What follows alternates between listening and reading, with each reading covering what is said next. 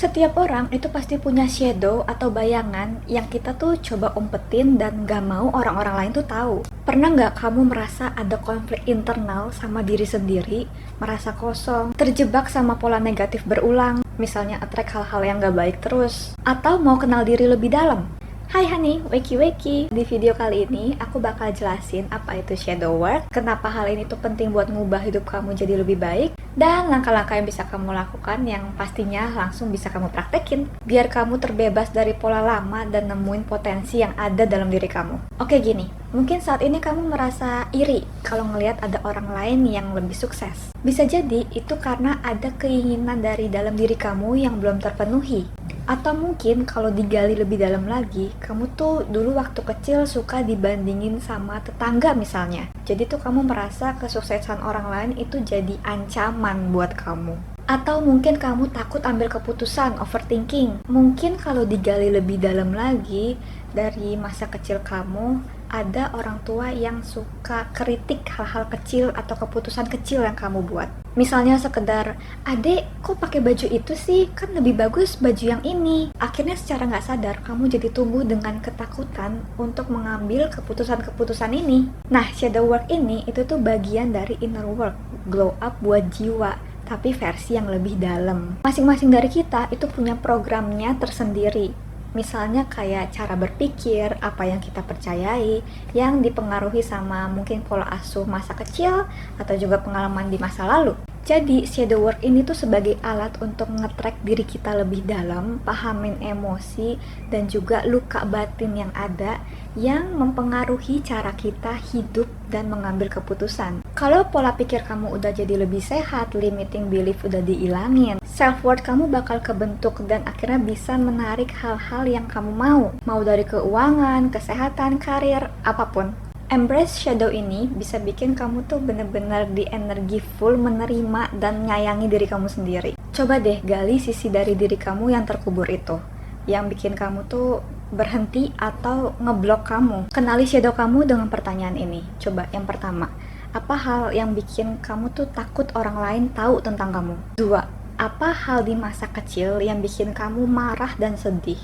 3. Emosi apa yang sering kamu hindari dan kamu tuh merasa takut untuk merasakannya? Contohnya, kamu tuh merasa takut kalau orang lain tuh marah atau menjauh dari kamu kalau misalnya kamu nolak permintaan orang. Atau kamu tuh takut dianggap jahat atau egois aja gitu. Setelah digali, ternyata waktu kecil kamu tuh suka diomelin sama orang tua karena nggak bantu-bantu. Jadi sampai sekarang bikin kamu tuh merasa kamu harus selalu bilang iya. Emosi yang sering dihindari itu rasa bersalah karena nggak bantu orang, takut kalau jadi konflik atau diomelin, jadinya kamu milih buat diem dan say yes terus. Atau misalnya kamu takut kalau orang-orang tuh tahu kamu tuh kelihatan needy, kelihatan clingy banget, takut dilihat orang tuh merasa kesepian gitu. Setelah digali lebih dalam, mungkin kamu dulunya sering dicuekin orang tua dan cuma dapat perhatian kalau misalnya nilai kamu bagus atau kamu tuh menang lomba gitu. Jadi kamu merasa harus kerja keras dulu nih untuk dapat perhatian. Jadi kamu coba ngehindari rasa kesepian ini dengan posting di IG misalnya, biar ada tuh orang yang muji kamu dan kamu merasa berharga karena ada yang perhatiin. Kalau udah kenal sama shadow ini, coba deh kamu sadar kalau ini tuh peristiwa di masa lalu, bukan sekarang. Abis itu coba direfleksi, journaling.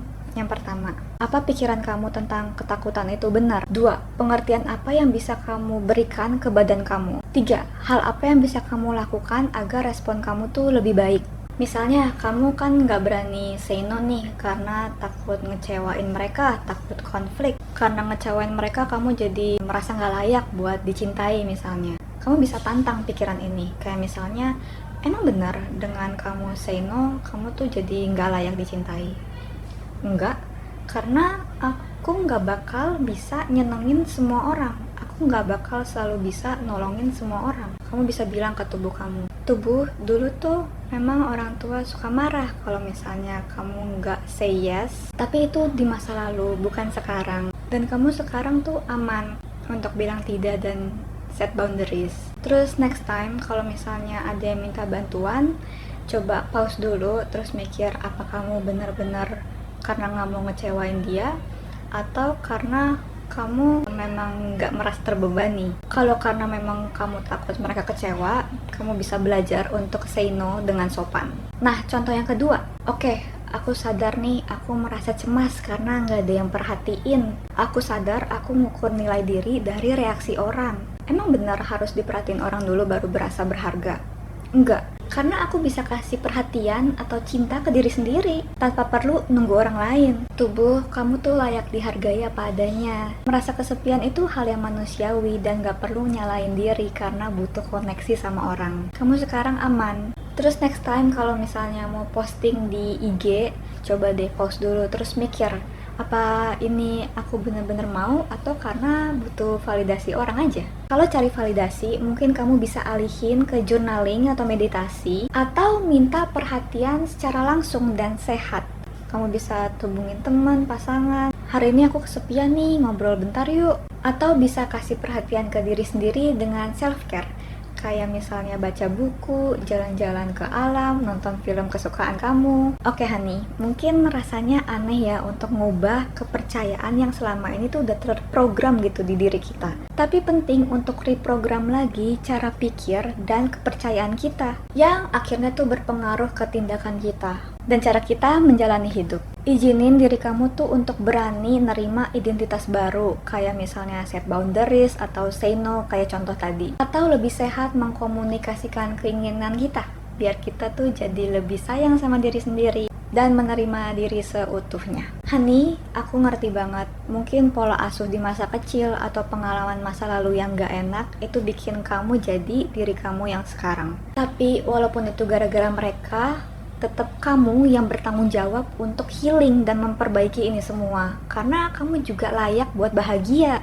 Aku tahu banget ini tuh terasa nggak adil, cuma ya memang ini kenyataannya. Dan aku rasa kita semua tuh sama, setiap orang tuh punya hal yang kita pendem, kita ada shadow masing-masing, tapi mungkin beberapa orang udah berani untuk menghadapi itu, sehingga mereka udah jadi pribadi yang lebih sehat sekarang. Mungkin kamu sekarang ngelihatnya mereka udah baik-baik aja, tapi kamu kan nggak tahu perjalanan sebelumnya yang mereka harus lewati.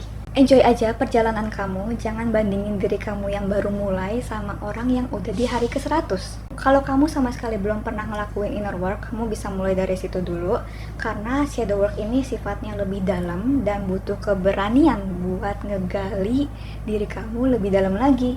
Kalau video ini bermanfaat, share ke teman-teman kamu ya, and I'll see you in the next video. Wakey wakey honey.